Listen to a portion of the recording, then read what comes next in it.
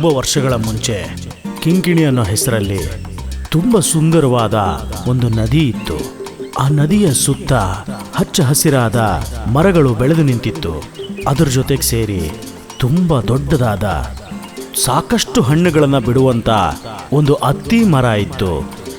ಗೆಳೆಯರಾದ ಬಾಲಕೋತಿ ಹಾಗೂ ಅಳಿಲು ಅಲ್ಲೇ ವಾಸವಾಗಿತ್ತು. ಏ, ಆ ಹಣ್ಣು ನಂದು. ಸರಿ ತಕೋ, ನೀನೇ ತಿನ್ನು. ಅಬ್ಬಬ್ಬಾ, ಈ ಹತ್ತಿ ಹಣ್ಣು ಎಷ್ಟು ರುಚಿಕರವಾಗಿದೆ. ನನಗೀಗೊಂದು ಸಿಕ್ತು. ತುಂಬಾ ಚೆನ್ನಾಗಿದೆ. ನಾನಿವತ್ತು ತುಂಬಾ ತಿನ್ಬಿಟ್ಟೆ. ಅದ್ ನಿಜಾನೇ ಕೋತಿ. ಹತ್ತಿ ಹಣ್ಣಿಗಿರೋ ರುಚಿಯಿಂದ ನಾನು ಇವತ್ತು ಸ್ವಲ್ಪ ಜಾಸ್ತಿನೇ ತಿನ್ಬಿಟ್ಟೆ.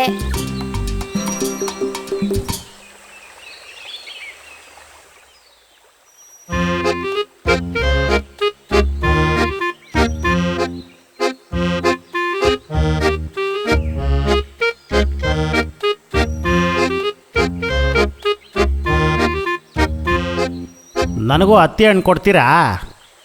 ತುಂಬ ಹಸುವಾಗ್ತಾ ಇದೆ. ಆ ಮೊಸಳೆ ಹಣ್ಣುಗಳು ತಿನ್ನತ್ತೇನು? ಹಸಿವಾದರೆ ನಾನು ಏನು ಬೇಕಾದರೂ ತಿಂತೀನಿ.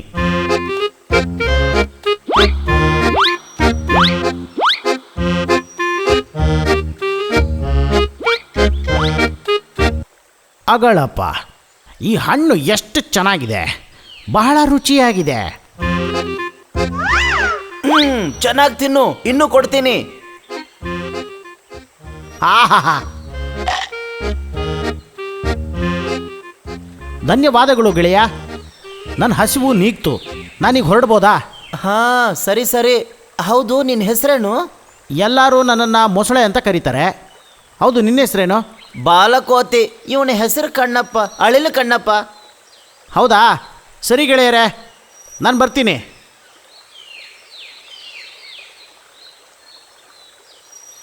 ಮೊಸಳೆನಾ? ಹೆಸರು ಕೇಳಿದ್ರೇನೆ ಗೊತ್ತಾಗತ್ತೆ. ಇಂಥವ್ರನ್ನೆಲ್ಲ ನಾವು ಸ್ನೇಹಿತನ ಮಾಡ್ಕೋಬಾರ್ದು. ಹಾಗಂತ ಯಾರು ಹೇಳಿದ್ರು? ಪಾಪ ಮೊಸಳೆ. ಪಾಪನಾ? ಅವ್ರ ಜಾತಿನೇ ಎಲ್ಲರನ್ನೂ ಕೊಂದು ತಿನ್ನೋ ಅಂಥದ್ದು. ಅವಕಾಶ ಸಿಕ್ತು ಅಂದರೆ ಅವ್ನು ನಮ್ಮನ್ನು ಕೂಡ ತಿನ್ಬಿಡ್ತಾನೆ, ಗೊತ್ತಾ? ಹುಷಾರಾಗಿದ್ರೆ ತೊಂದರೆ ಆಗಲ್ಲ.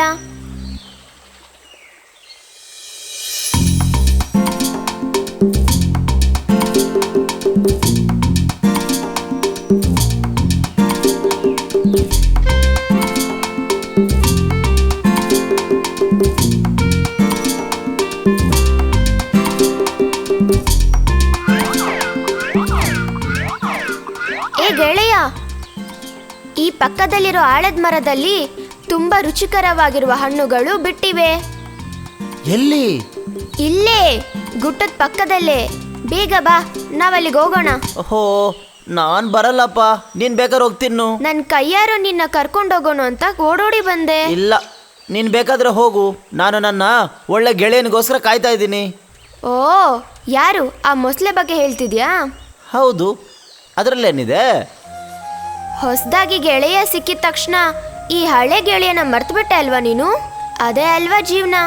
ಹೇ, ಆ ಥರ ಏನಿಲ್ಲ. ಸರಿ ಸರಿ, ನಾನು ಹೋಗ್ತೀನಪ್ಪ. ಕಿಂಕಿಣಿ ನದಿ ಹತ್ರ ಮೊಸಳೆ ಇರುವಂತ ಆ ಹತ್ತಿ ಮರದ ಸಮೀಪದಲ್ಲೇನೆ ಮೊಸಳೆ ಮುಂತಾದವು ವಾಸವಾಗಿದ್ದಿದ್ದು. ಈ ಹಣ್ಣಿನ ರುಚಿಯನ್ನು ಕಂಡಂತ ಆ ಮೊಸಳೆ ಪ್ರತಿದಿನವೂ ಹತ್ತಿ ಹಣ್ಣನ್ನು ತಿನ್ನೋದಕ್ಕಾಗಿ ನದಿಯೊಳಗೆ ಬಹಳಷ್ಟು ಪ್ರಯಾಣ ಮಾಡಿ ಅಲ್ಲಿಗೆ ಬರ್ತಿತ್ತು. ಇಷ್ಟೊತ್ತಾದ್ರೂ ಬಂದಿಲ್ವಲ್ಲ? ನಾನು ಆವಾಗ್ಲಿಂದ ಎಷ್ಟು ಕಾಯ್ತಾ ಇದ್ದೀನಿ ಇಲ್ಲಿ.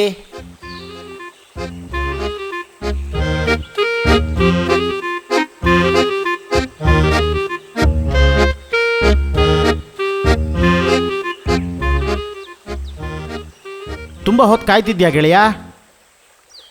ಇನ್ನೇನು, ನಿನಗೆ ಕೊಡಬೇಕಂತ ಎಷ್ಟು ಕಾಯಿಗಳನ್ನು ತಂದಿಟ್ಟಿದ್ದೀನಿ. ಎಷ್ಟೊತ್ತಿಂದ ಕಾಯ್ತಿದ್ದೀನಿ ಗೊತ್ತಾ?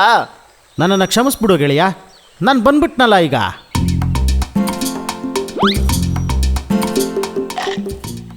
ಆಹಾ, ಈ ಹಣ್ಣಿಗೆ ಅದೆಷ್ಟು ರುಚಿ ಇದೆ. ಚೆನ್ನಾಗಿ ತಿನ್ನು, ಇನ್ನೂ ಕೊಡ್ತೀನಿ.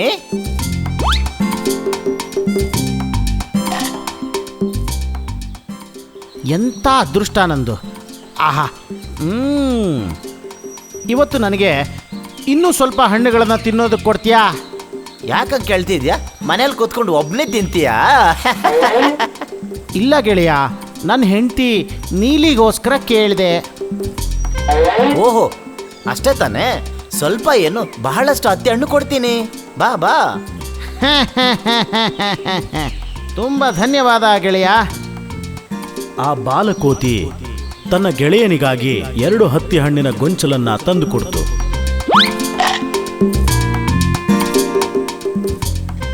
ಆ ಹಣ್ಣನ್ನ ತಗೊಂಡು ಬಹಳ ಪ್ರೀತಿಯಿಂದ ಆ ಮೊಸಳೆ ತನ್ನ ಹೆಂಡತಿಗೆ ಕೊಡೋದಕ್ಕೆ ಹೊರಡ್ತು.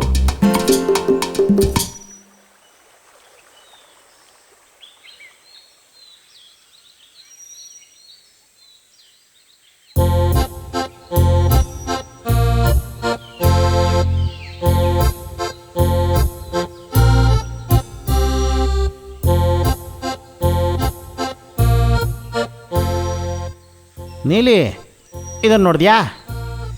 ನಿನಗೋಸ್ಕರ ನಾನು ಏನು ತಗೊಂಡು ಬಂದಿದ್ದೀನಿ ನೋಡು. ಬಹಳ ರುಚಿಯಾದ ಹತ್ತಿ ಹಣ್ಣು, ತಿಂದು ನೋಡು. ಈ ಹಣ್ಣು ತುಂಬಾ ರುಚಿಯಾಗಿದೆ. ಹಾಂ, ಹೌದೌದು, ನನ್ನ ಗೆಳೆಯರೇ ಕೊಟ್ಟಿದ್ದಿದ್ದನ್ನ. ಬಾಲಕೋತಿ ಅವನು ಪ್ರತಿದಿನ ಈ ಹತ್ತಿ ಹಣ್ಣನ್ನೇ ತಿಂತಾ ಇರ್ತಾನೆ. ಹಾ, ಈ ಹಣ್ಣು ನಿಜವಾಗ್ಲೂ ಎಷ್ಟು ರುಚಿಯಾಗಿದೆ. ಯಾವಾಗ್ಲೂ ಈ ಹಣ್ಣುಗಳನ್ನು ತಿಂತಾ ಇರೋ ಆ ಕೋತಿ ಹೃದಯ ಇನ್ನೆಷ್ಟು ರುಚಿಯಾಗಿರ್ಬೋದು. ಒಳ್ಳೆ ಜೇನುತುಪ್ಪ ತರ ಸಿಹಿಯಾಗಿರುತ್ತೆ. ನೀಲಿ, ಅವನು ನನ್ನ ಗೆಳೆಯನಮ್ಮ. ಅದಕ್ಕೋಸ್ಕರನೇ ಈ ಹತ್ತಿ ಹಣ್ಣನ್ನು ನಿನಗೋಸ್ಕರ ಕೊಟ್ಟ. ಅದೆಲ್ಲ ಸರಿನೇ, ಆದ್ರೆ ನನಗೆ ಕೋತಿ ಹೃದಯನೇ ಬೇಕು. ಇಲ್ಲ, ಅದನ್ನು ಹೇಗೆ? ನಿಮಗೆ ಹೆಂಡತಿಯಾಗಿರೋ ನಾನ್ ಮುಖ್ಯನಾ ಅಥವಾ ಆ ಕೋತಿ ಮುಖ್ಯನಾ? ಧರ್ಮ ಸಂಕಟದಲ್ಲಿ ಸಿಕ್ಕಾಕೊಂಡ ಆ ಮೊಸಳೆ ಮತ್ತೆ ಹತ್ತಿ ಮರದಲ್ಲಿ ವಾಸವಾಗಿರೋ ತನ್ನ ಸ್ನೇಹಿತನನ್ನ ಮನೆ ಕರೆಯೋದಕ್ಕೆ ಹೊರಟ. ಗೆಳೆಯನ ಮನೆ ಕರೆಯೋದಕ್ಕೆ ಏನಾದರೂ ಒಂದು ತಂತ್ರವನ್ನು ಹುಡುಕ್ಲೇಬೇಕಲ್ಲ.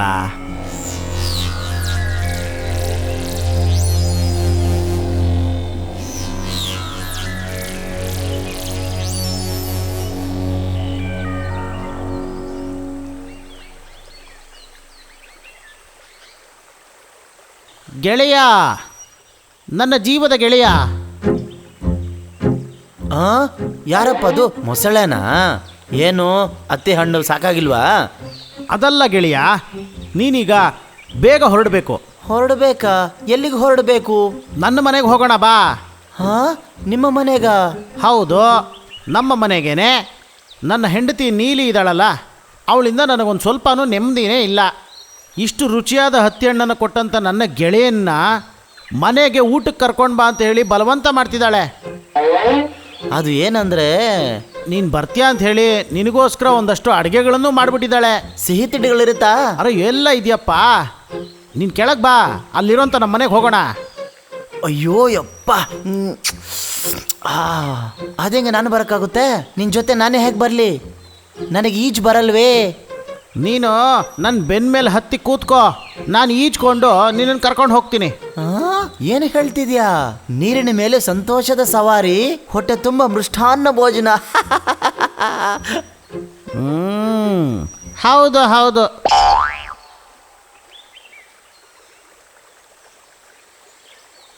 ಅನಂತರ ಬಾಲಕೋತಿಯನ್ನ ತನ್ನ ಬೆನ್ಮೇಲೆ ಕೂರಿಸ್ಕೊಂಡು ಆ ಮೊಸಳೆ ನದಿಯಲ್ಲಿ ತನ್ನ ಮನೆಯ ಹತ್ರಕ್ಕೆ ಅವನನ್ನು ಕರ್ಕೊಂಡು ಹೊರಡ್ತು. ನದಿಯನ್ನು ದಾಟಬೇಕಾದ್ರೆ ನಡು ಮಧ್ಯದಲ್ಲೇ ಆ ಮೊಸಳೆ ಮುರುಗ ನಡೆದ ವಿಷಯವನ್ನ ಪ್ರಸ್ತಾಪಿಸ್ತು.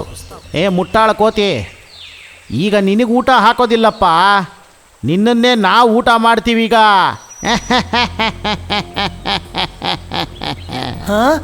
ಮೊಸಳೆ, ಏನು ಹೇಳಿದೆ ಈಗ ನೀನು? ನಿನ್ನನ್ನು ನೀ ಕರ್ಕೊಂಡು ಹೋಗ್ತಿರೋದು ನಿನಗೆ ಊಟ ಹಾಕೋದಕ್ಕಲ್ಲ. ಏನು? ನನ್ನ ಹೆಂಡತಿ ನೀಲಿ ನಿನ್ನ ಹೃದಯನ ತಿನ್ನಬೇಕು ಅಂತ ಆಸೆ ಪಡ್ತಿದ್ದಾಳೆ.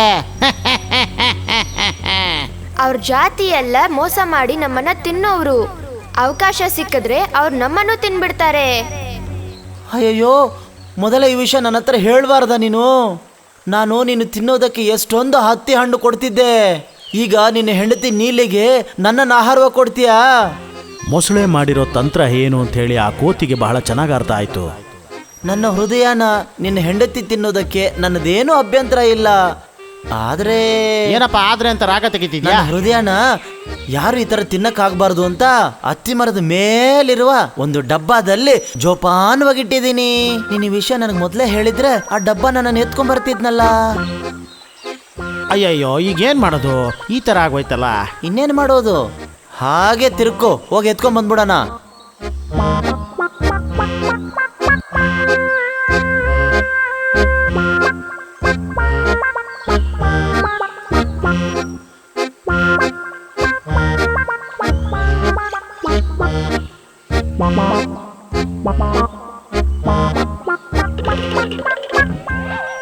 ಏನೋ ಮೂರ್ಖ, ಬುದ್ಧಿ ಇಲ್ಲದವನೇ, ನೀನ್ ನನ್ನ ಗೆಳೆಯ ಅಲ್ಲೋ, ನೀನ್ ನನ್ನ ವಿರೋಧಿ. ನಿನಗೆ ನನ್ನ ಹೃದಯ ಬೇಕಾ? ಏ ಕೋತಿ, ಬೇಗ ಹೋಗಿ ನಿನ್ನ ಹೃದಯನ ತಗೊಂಡು ಬಾ. ದೇವ್ರು ನಿನಗೆ ಬುದ್ಧಿ ಕೊಡಕ್ ಮರ್ತಿದ್ದಾನೆ ಅನ್ಸುತ್ತೆ. ಹೃದಯ ಇಲ್ಲ ಅಂದ್ರೆ ಒಂದ್ ಜೀವಿ ಹೆಂಗ್ ಬದುಕೋಕ್ಕಾಗುತ್ತೆ? ಅದು ಕಿತ್ತುಬಿಟ್ಟು ಡಬ್ಬಾದಲ್ಲಿ ಬಚ್ಚಿಡಕ್ಕಾಗುತ್ತಾ? ಬುದ್ಧಿ ಅನ್ನೋದು ಸ್ವಲ್ಪನೂ ಇಲ್ವಲ್ಲ? ಅಯ್ಯಯ್ಯೋ, ಅಲ್ಲ ಗೆಳೆಯ, ನೀನು ಏಯ್ ಮರ್ಯಾದೆಗೆ ಬಾಯಿ ಮುಚ್ಚೋ. ಇನ್ಮೇಲೆ ನೀ ಈ ಕಡೆ ಎಲ್ಲೂ ಕಾಣಿಸ್ಕೋಕೂಡ್ದು. ನಿನಗೆ ಹತ್ತಿ ಹಣ್ಣು ಕೊಡಲ್ಲ, ನಿನ್ನಂತ ಒಂದು ದ್ರೋಹಿಗೆ ಗೆಳೆಯನೂ ಅಲ್ಲ. ಏನ್ ಗುರಾಯಿಸ್ತಿದೆ, ಹೋಗ.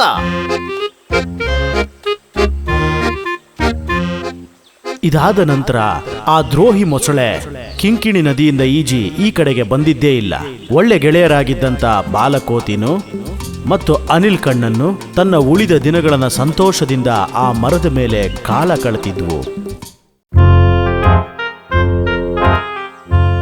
ಒಂದು ಕಾಲದಲ್ಲಿ ಒಂದು ಜಾಗದಲ್ಲಿ ತುಂಬಾ ಸೋಂಬೇರಿಯಾಗಿದ್ದಂಥ ಒಂದು ಹಾವು ಇತ್ತು. ಚಿಕ್ಕ ಚಿಕ್ಕ ಜೀವಿಗಳನ್ನ ಯಾಮಾರಿಸಿ ತಿನ್ನೋದೇ ಅದರ ಕೆಲಸವಾಗಿ ಹೋಗಿತ್ತು.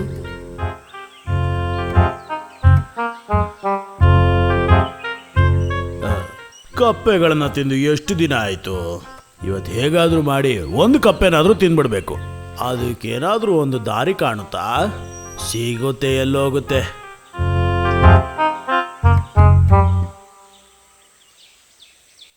ಅಲ್ಲಿ ಪಕ್ಕದಲ್ಲಿ ಒಂದು ಕೊಳದಲ್ಲಿ ಹಲವಾರು ಕಪ್ಪೆಗಳು ಬದುಕ್ತಾ ಇದ್ವು.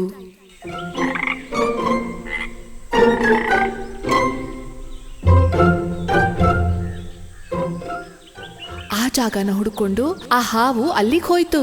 ಆ ಹಾವು ಸ್ವಲ್ಪನೂ ತಡ ಮಾಡ್ದೆ ಆ ಜಾಗಕ್ಕೆ ಹೋಗಿ ಸೇರ್ತು. ಅಯ್ಯೋ ಹಾವು!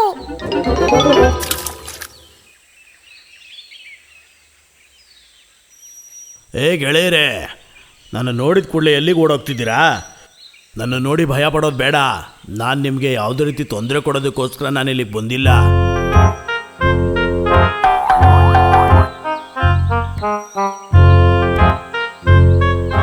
ಅದೇನಂದ್ರೆ, ನಾನು ನಿಮ್ಮನ್ನೆಲ್ಲ ತಿನ್ನೋದನ್ನ ಬಹಳ ದಿನ ಆಯಿತು ಬಿಟ್ಟು.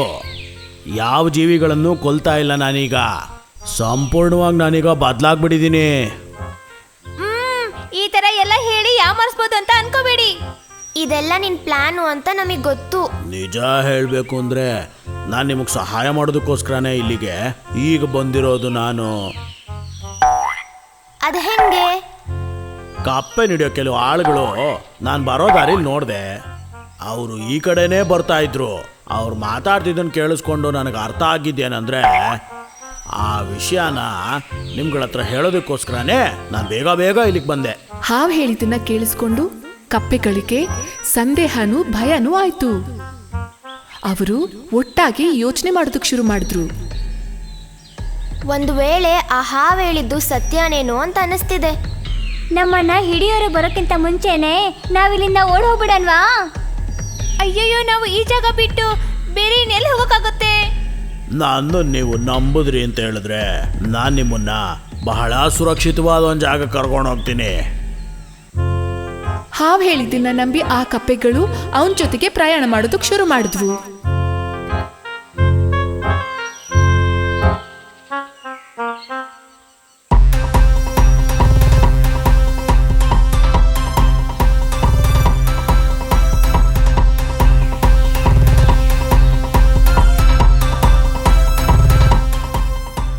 ಒಂದು ಕಪ್ಪೆನ ತಿನ್ನಬೇಕು ಅಂತ ಆಸೆ ಪಟ್ಟ ನನಗೆ ಇವತ್ತು 1 ಡಜನ್ ಕಪ್ಪೆಗಳು ಸಿಕ್ಕಿವೆ ತಿನ್ನಕ್ಕೆ.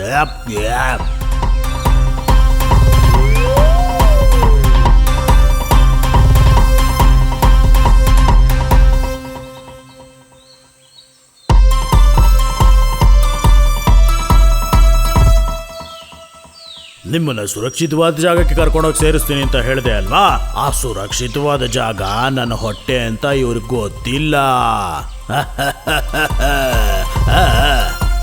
ಏನನ್ನ ತುಂಬಾ ಮಾತಾಡ್ತಿದ್ದೀರಾ? ಏನಾದ್ರೂ ಸಮಸ್ಯೆನಾ ನಿಮ್ಗೆ? ಅದೆಲ್ಲ ಏನೂ ಇಲ್ಲ. ಸರಿಯಾಗಿ ಗಟ್ಟಿಯಾಗಿ ಹಿಡ್ಕೊಳ್ಳಿ, ನಾನೀಗ ಬಹಳ ವೇಗವಾಗಿ ಹೋಗ್ತೀನಿ.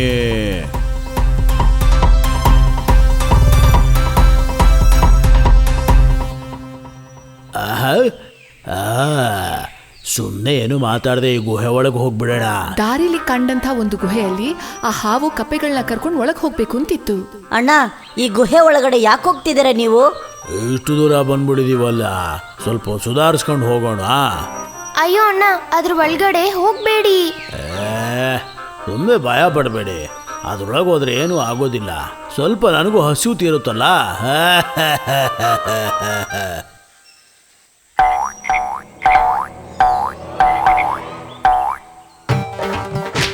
ಅಯ್ಯೋ ನಾನೇನು ಮಾಡಬೇಡ.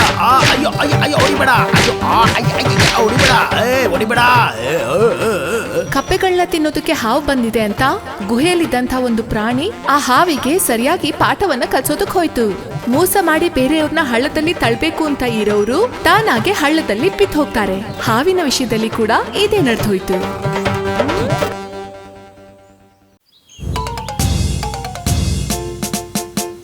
ಹಿಂದಿನ ಕಾಲದಲ್ಲಿ ಒಂದು ಜಾಗದಲ್ಲಿ ವೀರಶೂರ ಪರಾಕ್ರಮವುಳ್ಳಂಥ ಒಂದು ಬೆಕ್ಕು ಇತ್ತು. ಅಲ್ಲಿ ಇದ್ದಂಥ ಇಲಿಗಳನ್ನ ಬೇಟೆ ಆಡಿನೇ ಆ ಬೆಕ್ಕು ಜೀವನ ನಡೆಸ್ತಾ ಇತ್ತು.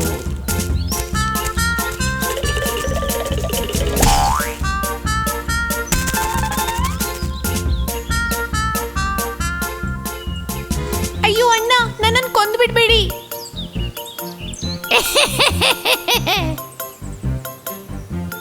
ಹೇ, ಇಲ್ಲ ಇಲ್ಲ ಇಲ್ಲ, ನಾನು ನಿನ್ನನ್ನು ಕೊಲೆ ಮಾಡಲ್ಲ. ನಾನು ನಿನ್ನ ಜೀವ ಸಮೇತ ಹಾಗೇ ನುಂಗು ಬಿಡ್ತೀನಿ.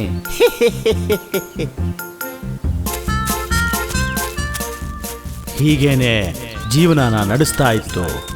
ಕಾಲ ಬದಲಾದಂಗೆ ಆ ಬೆಕ್ಕಿಗೆ ವಯಸ್ಸಾಗಿ ಹೋಯಿತು.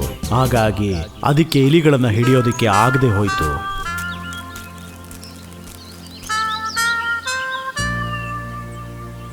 ಹೀಗೆ ತಿಂತಾ ಇದ್ರೆ ಹೊಟ್ಟೆ ಹೊಡೆದು ಸತ್ತೋಗ್ಬಿಡ್ತೀನಿ. ಆ ಇಲಿಗಳನ್ನು ಹುಡುಕಕ್ಕೆ ಏನಾದರೂ ಚಾಣಕ್ಯನ ಬುದ್ಧಿ ಉಪಯೋಗಿಸ್ಬೇಕಲ್ಲ.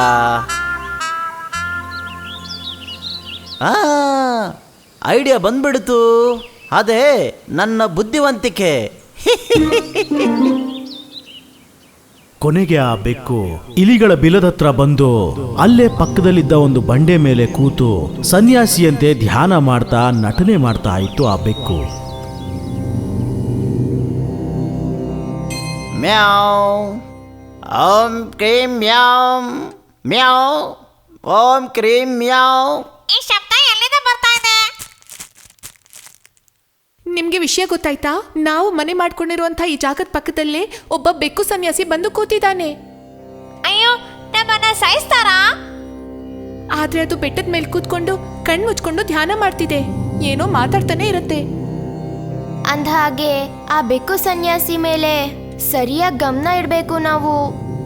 ಆಗ ಆ ಇಲಿಗಳೆಲ್ಲ ಸದ್ದನ್ನ ಕೇಳಿಸ್ಕೊಂಡು ಆ ಬೆಕ್ಕು ಸನ್ಯಾಸಿಯನ್ನ ನೋಡೋದಕ್ಕೆ ಬಿಲವನ್ನ ಬಿಟ್ಟು ಹೊರಗೆ ಬಂದ್ವು.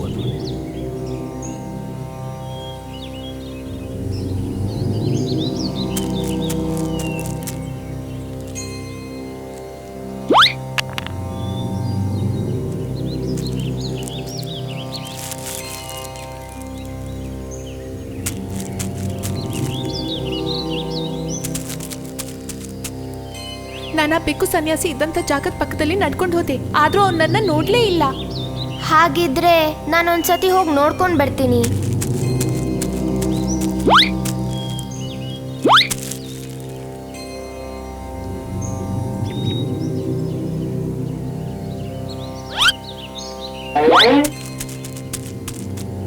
ಅವನು ಹೇಳಿದ್ದು ನಿಜಾನೇ. ನಾನು ಅದರ ಹತ್ರ ಹೋಗಿ ತಟ್ಬಿಟ್ಟು ನೋಡ್ದೆ. ನಾನು ಅದನ್ನ ಗಮನಿಸ್ದೆ.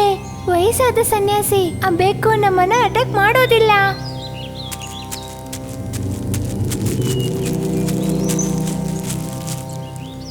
ಮ್ಯಾವ್ ಓಂ ಕ್ರೀಂ, ಮ್ಯಾವ್ ಕ್ಲೀಂ ಓಂ ಕ್ರೀಂ. ಇಳಿಮರಿಗಳೇ, ಎಲ್ಲರೂ ಚೆನ್ನಾಗಿ ಕೇಳಿಸ್ಕೊಳ್ಳಿ. ನಾನು ಇನ್ನ ಮೇಲೆ ನಿಮ್ಮ ಯಾರನ್ನು ಸಾಯಿಸಿ ತಿನ್ನಕ್ಕೆ ಹೋಗಲ್ಲ. ನಿಮ್ಮ ಎಲ್ಲರನ್ನು, ನಿಮ್ಮ ಎಲ್ಲ ಸಮಸ್ಯೆಗಳನ್ನು ಬಗೆಹರಿಸೋದಕ್ಕೆ ನಾನಿಲ್ಲಿ ಬಂದಿದ್ದೀನಿ. ನಾನು ಬಹಳ ಇಲಿಗಳನ್ನು ಸಾಯಿಸಿ ತಿಂದಿದ್ದೀನಿ. ನಾನು ಮಾಡಿದ್ದ ಆ ಪಾಪಕ್ಕೋಸ್ಕರ ಇವಾಗ ನಾನು ಬೆಕ್ಕು ಸನ್ಯಾಸಿಯಾಗಿ ಬದಲಾಗಿದ್ದೀನಿ. ಈ ಕಾಡಿರುವ ಜಾಗದಲ್ಲಿ ಶಾಂತಿಯನ್ನು ಕಾಪಾಡುವುದೇ ನನ್ನ ಒಂದು ಉದ್ದೇಶ. ಎಲ್ಲ ಇಲಿ ಮರಿಗಳು ಬಂದು ನನ್ನ ಹತ್ರ ಆಶೀರ್ವಾದ ತಗೊಂಡೋಗಿ. ಮ್ಯಾವ್ ಕ್ರೀಮ್ ಓಂ ಕ್ಲೀಂ ಮ್ಯಾವ್ ನಮಃ. ಹೀಗೆ ಎಲ್ಲ ಇಲಿಗಳು ಕೂಡ ಆ ಬೆಕ್ಕು ಸನ್ಯಾಸಿ ಹತ್ರ ಆಶೀರ್ವಾದವನ್ನು ಪಡೆದುಕೊಂಡವು.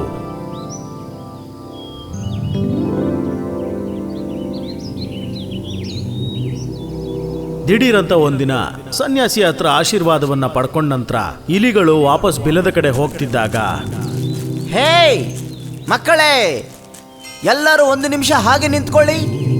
ಏನು ವಿಷಯ ಸ್ವಾಮಿ? ನಿಮಗಳಿಗೆ ಒಂದು ಆಪತ್ತು ಬರುವ ಹಾಗಿದೆ. ಅಯ್ಯಯ್ಯೋ, ಎಂತ ಆಪತ್ತು ಸ್ವಾಮಿ? ಅಲ್ಲಿ ಗವಿ ಮತ್ತು ಬೆಟ್ಟದ ಮಧ್ಯದಿಂದ ನಿಮ್ಮನ್ನು ಹುಡುಕೊಂಡೆ ಒಬ್ಬ ವೈರಿ ಬರ್ತಾ ಇದ್ದಾನೆ. ನಾನದು ಮುಕ್ಕಣ್ಣಿನಿಂದ ನೋಡಿದೆ. ಸ್ವಾಮಿ, ನಾವಿನ್ಮೇಲೆ ಏನ್ ಮಾಡ್ಬೇಕು? ಹೇ, ಭಯ ಪಡಬೇಡಿ.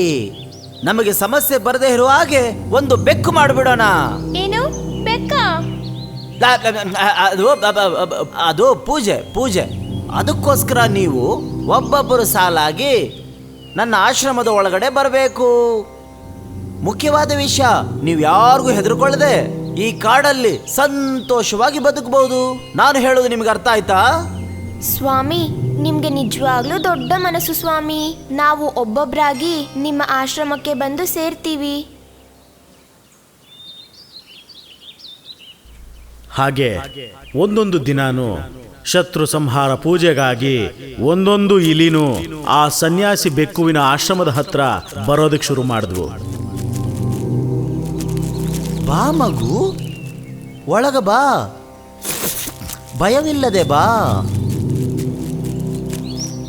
ನಂತರ ಸನ್ಯಾಸಿ ಬೆಕ್ಕಿನ ಆಶ್ರಮದ ಬಳಿ ಹೋದಂತ ಇಲಿಗಳು ವಾಪಸ್ ಬರಲೇ ಇಲ್ಲ.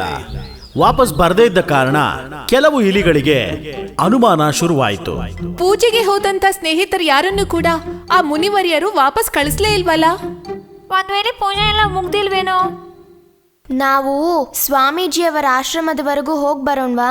ಹಾಗಾಗಿ ಇಲಿಗಳ ಗುಂಪಿನ ಕೆಲವರು ಆ ಸನ್ಯಾಸಿ ಬೆಕ್ಕಿನ ಆಶ್ರಮದ ಹತ್ರ ಹೋಗೋದಕ್ಕೆ ತೀರ್ಮಾನ ಮಾಡಿದ್ವು. ಮ್ಯಾವ್ ಕ್ರೀಮ್ ಓಂ ಕ್ಲೀಂ ಮ್ಯಾವ್ ಮ್ಯಾವ್ ಮ್ಯಾವ್ ಮ್ಯಾವ್ ಓಂ ಕ್ರೀಂ ಮ್ಯಾವ್. ಸ್ವಾಮಿ, ನಿಮ್ಮ ಹತ್ರ ಪೂಜೆಗಂತ ಬಂದವರು ಮತ್ತೆ ವಾಪಸ್ ನಮ್ಮ ಹತ್ರ ಬಂದೇ ಇಲ್ಲ. ಆಶ್ರಮಕ್ಕೆ ಬಂದವರೆಲ್ಲರೂ ದೇವರ ಪೂಜೆಯಲ್ಲಿ ಮಗ್ನರಾಗಿದ್ದಾರೆ. ಅವರೆಲ್ಲರೂ ಆದಷ್ಟು ಬೇಗ ಬಂದ್ಬಿಡ್ತಾರೆ. ನಿಮಗೆ ಭಯನೇ ಬೇಡ.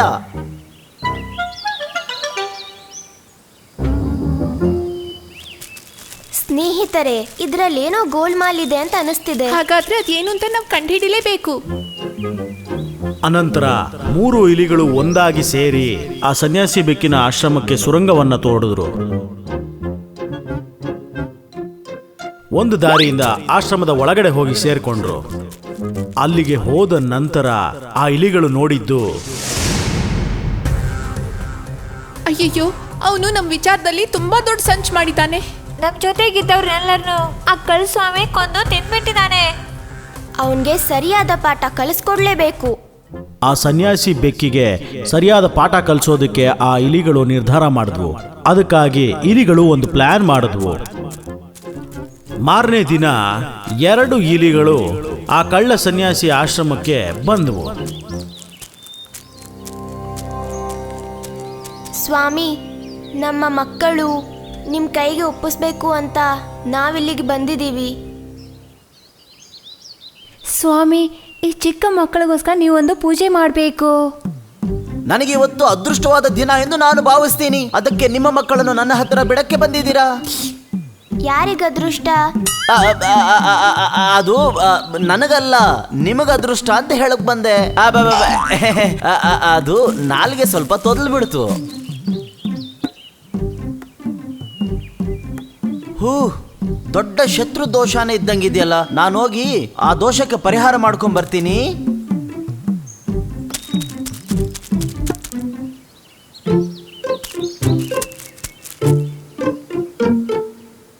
ಇಲಿಮರಿಗಳ ಜೊತೆ ಪೂಜೆ ಮಾಡೋದಕ್ಕೋಸ್ಕರ ಆ ಬೆಕ್ಕು ಸನ್ಯಾಸಿ ಸ್ವಲ್ಪ ಹೊತ್ತಿನ ನಂತರ ಆಚೆಗೆ ಓಡ್ ಬಂತು. ಸ್ವಾಮಿ, ಏನಾಯ್ತು?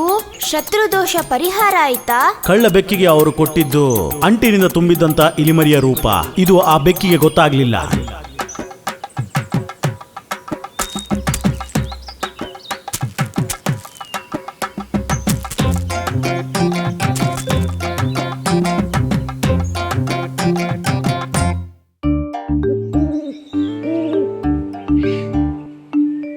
ಓ, ಈ ಹಳೆ ಟೆಕ್ನಿಕ್ಕು ಈಗಿನ ಕಾಲದಲ್ಲಿ ಕೆಲಸನೇ ಮಾಡ್ತಾ ಇಲ್ಲ.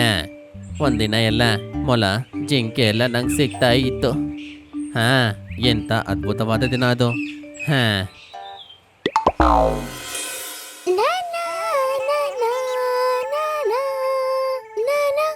ಅರೆ ಗುಡ್ಡ ತೋಡಿ ಇಲಿ ಸಿಕ್ತಂಗಾಯ್ತಲ್ಲಪ್ಪ. ಪರವಾಗಿಲ್ಲ, ಇಲಿ ತಾನೇ. ಹಾಂ, ಇಲಿ ಸಿಹಿ ಗೆಣಸ್ ಜೊತೆ. ಹಾಂ, ಇವತ್ತು ಒಳ್ಳೆ ಊಟನೇ.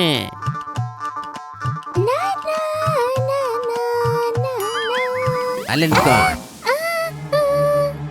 ಯಾರು ನೀನು? ನಿನ್ನ ಅಕ್ಕಪಕ್ಕದಲ್ಲಿ ನಾನು ನೋಡೇ ಇಲ್ವಲ್ಲ.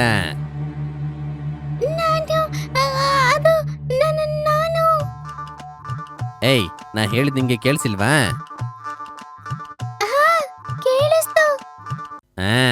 ಏನೋ ಅವಶ್ಯಕತೆ ಇಲ್ಲ. ನಾನು ಏನಕ್ಕೆ ನನ್ನ ಬೇಟೆ ಹತ್ರ ಅದ್ರ ಹೆಸರು ವಿಳಾಸ ಎಲ್ಲ ಕೇಳ್ತಾ ಇದ್ದೀನಿ.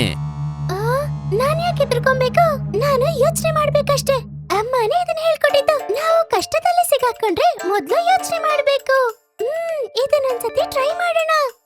ಅರೆ ನರಿಯಣ್ಣ, ನಾನು ನನ್ನ ಒಳ್ಳೆ ಫ್ರೆಂಡ್ ಆದ ಕರಡಿ ಎಮ್ಮೆ ಅವ್ರ ಮನೆಗೆ ಹೋಗ್ತಿದ್ದೀನಿ. ಬಾಲು ಎಮ್ಮೆನಾ? ಅದ್ಯಾವ ಪ್ರಾಣಿ? ಓ, ಅವರಾ? ಅವರು ಎಂತ ಜೀವಿ ಅಂದ್ರೆ ಅವರ ಮೈ ಕರಡಿ ತರ ಇರುತ್ತೆ, ಆಮೇಲೆ ತಲೆ ಎಮ್ಮೆ ತರ ಇರುತ್ತೆ. ಅವರಿಗೆ ನರಿ ಮಾಂಸ ಅಂದ್ರೆ ತುಂಬಾ ಇಷ್ಟ. ಇದು ಹೇಳ್ತಾ ಇರೋದು ಎಲ್ಲವೂ ನಿಜಾನಾ? ಆ ರೀತಿ ಯಾವ ಜೀವಿ ಇದೆ? ಇದುವರೆಗೂ ನೀವು ಕರಡಿ ಎಮ್ಮೆನ ನೋಡಿಲ್ಲ ಅಂದ್ರೆ ನನ್ ಜೊತೆ ಬನ್ನಿ ನರಿಯಣ್ಣ. ಹೋಗ್ತಾ ಹೋಗ್ತಾ ಹಾಡಾಡ್ಕೊಂಡು ಹೋಗೋಣ. ಅರೆ ಹೌದಾ? ನಾನು ನಿನ್ ಜೊತೆ ಬಂದ್ರೆ ಇವತ್ತು ನಮ್ಮ ರಿಲೇಷನ್ ಅಲ್ಲಿ ಒಬ್ರು ಬರ್ತ್ಡೇ. ನಾನು ಅಲ್ಲಿಗೆ ಹೋಗ್ಬೇಕು. ನೀನು ಹೋಗ್ತಾ ಇರೋ. ಅಯ್ಯೋ ದೇವ್ರೆ, ಅವ್ರ ಹೆಸರು ಕೇಳಿದ್ರೇನೆ ನಂಗೆ ಗಡ ಗಡ ನಡಗುತ್ತೆ. ನಾ ಇಲ್ಲಿಂದ ಓಡೋಗ್ತೀನಪ್ಪ.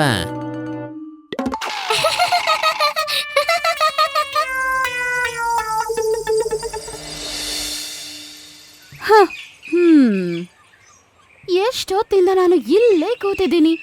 ಅಟ್ಲೀಸ್ಟ್ ಒಂದು ಪಾರಿವಾಳ ಆದ್ರೂ ಈ ಕಡೆ ಹೋಗ್ಬೋದಲ್ವಾ? ಹಸು ಬೇರೆ ಆಗ್ತಿದೆ. ಇಲ್ಲಿ ಕೂತ್ಕೊಂಡು ಏನ್ ಪ್ರಯೋಜನನೇ ಇಲ್ಲ. ಸರಿ, ಇಲ್ಲಿಂದ ಹೋಗೋಣ. ಒಂದು ಇಲಿ ಇದೇ ಸಾಕು.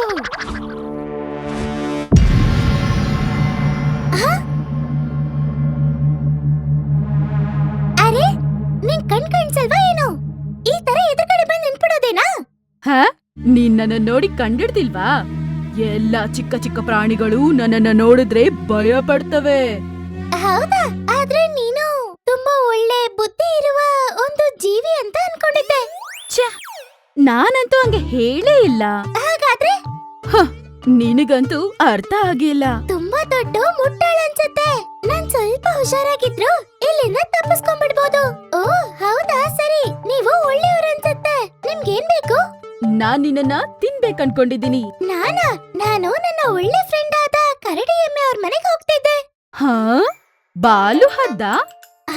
ಕರಡಿ ತರ ಮೈ ಹಾಗೂ ಎಮ್ಮೆ ತರ ತಲೆ. ಅವರಿಗೆ ತುಂಬಾ ಇಷ್ಟವಾದ ಆಹಾರ ಪಕ್ಷಿಗಳೇ ಗೊತ್ತಾ? ನೀವು ನನ್ ಜೊತೆನೆ ಬನ್ನಿ. ಹೋಗ್ತಾ ಹೋಗ್ತಾ ನಾವು ದಾರಿಯಲ್ಲಿ ಹಾಡಾಡ್ಕೊಂಡು ಹೋಗೋಣ. ನನ್ನ ಸ್ನೇಹಿತನು ನಿಮ್ಮನ್ನ ನೋಡಿ ತುಂಬಾ ಖುಷಿ ಪಡ್ತಾನೆ. ಬನ್ನಿ ಹೋಗೋಣ. ಅದು ನನಗೆ ತುಂಬಾ ಮೈ ಹುಷಾರಿಲ್ಲ. ಏನು ಜ್ವರ ಬಂದಂಗೆ ಅನಿಸ್ತಾ ಇದೆ. ನೀನು ಹೋಗ್ಬಾ, ಆಯ್ತಾ? ಮುಟ್ಟಾಳ, ಇಲ್ಲಿರೋರೆಲ್ಲ ನಾನೇನ್ ಹೇಳಿದ್ರು ಅದನ್ನ ಹಾಗೆ ನಂಬಿಡ್ತಾರೆ.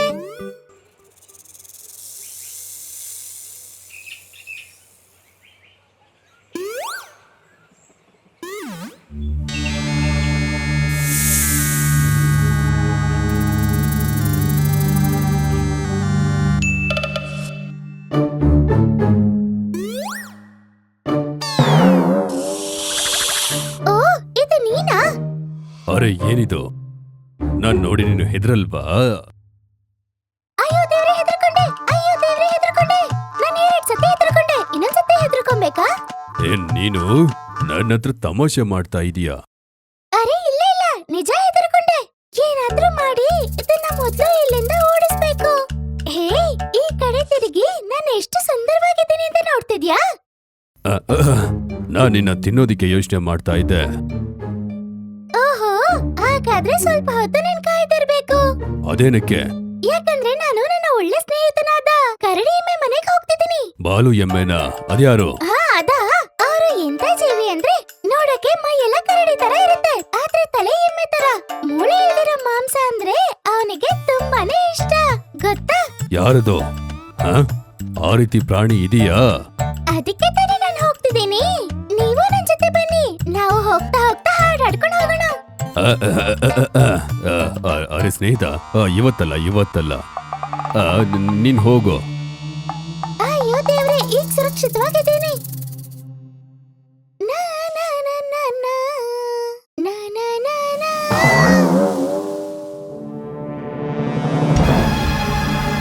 ಆ, ಅಯ್ಯೋ, ಇದು ಅಬ್ಬ, ನೀವು ಯಾರು? ನೀನು ಇಲ್ಲಿ ತಾನೇ? ನಾನು ಹೇಗಾದ್ರೂ ನನ್ನ ಪ್ರಾಣನ ಕಾಪಾಡ್ಕೊಂಡು ಇಲ್ಲಿಂದ ಹೋಗ್ಲೇಬೇಕು. ನಾನ್ ಕೇಳಿದ್ದು ಕೇಳಿಸ್ಲಿಲ್ವಾ? ಹೌದು, ನಾನೊಂದು ಇಲಿ. ಹೌದು, ನಿಮ್ಗೇನ್ ಬೇಕು? ನೀನು ಏನ್ ಹೇಳ್ದೆ? ಇಲ್ಲಿನವರೆಗೂ ಯಾರು ಕೂಡ ನನ್ನ ಸೋಲ್ಸಿದ್ದೇ ಇಲ್ಲ. ಶಕ್ತಿಶಾಲಿಯಾಗಿರೋ ಯಾರನ್ನೂ ಇದುವರೆಗೂ ನೀವು ನೋಡಿಲ್ಲ ಅನ್ಸುತ್ತೆ, ಅದಕ್ಕೆ ಹೇಗೆ ಹೇಳ್ತಿದ್ದೀರಾ? ಹೋ ಹೌದಾ?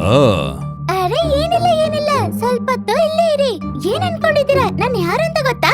ಈ ಕಾಡಲ್ಲಿರೋ ಎಲ್ಲ ಪ್ರಾಣಿಗಳು ನನ್ನ ನೋಡಿದ್ರೇನೆ ಹೆದರ್ಕೊಂತಾರೆ, ಗೊತ್ತಾ? ಸುಳ್ಳು ಹೇಳ್ಬೇಡ, ಸಾಬೀತ್ ಮಾಡು. ಓಕೆ, ನನ್ ಜೊತೆ ಬನ್ನಿ, ಆವಾಗ ನಾನು ಯಾರು ಅಂತ ನಿಮಗೆ ಗೊತ್ತಾಗುತ್ತೆ. ನೀನ್ ಹೇಳ್ತಾ ಇದೀಯ ಅಂತ ಬರ್ತಾ ಇದ್ದೀನಿ.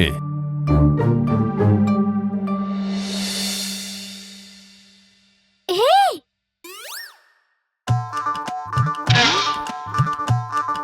ಅಯ್ಯೋ, ನನ್ನ ಬಿಟ್ಬಿಡು, ನನ್ನ ಕೊಲ್ಬೇಡ. ಈ ಇಲಿ ಹೇಳಿದ್ದು ನಿಜ ಅಂತ ಅನ್ಸುತ್ತೆ.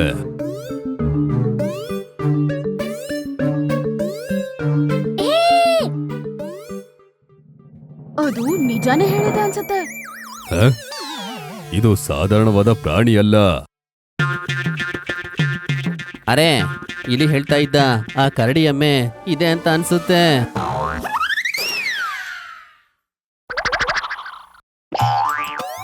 ನಾನು ತುಂಬಾ ಪಾಪ ಕರಡಿ, ನನ್ನ ಕ್ಷಮಿಸ್ಬಿಡು. ನೀನು ಇಲಿ ಅಂತ ಸಾಧಾರಣವಾಗಿ ಅನ್ಕೊಂಡೆ. ನಿನ್ ತಾಕತ್ತು ಈಗ ನಂಗೆ ಗೊತ್ತಾಗಿದೆ. ದಯವಿಟ್ಟು ನನ್ನ ಬಿಟ್ಬಿಡು.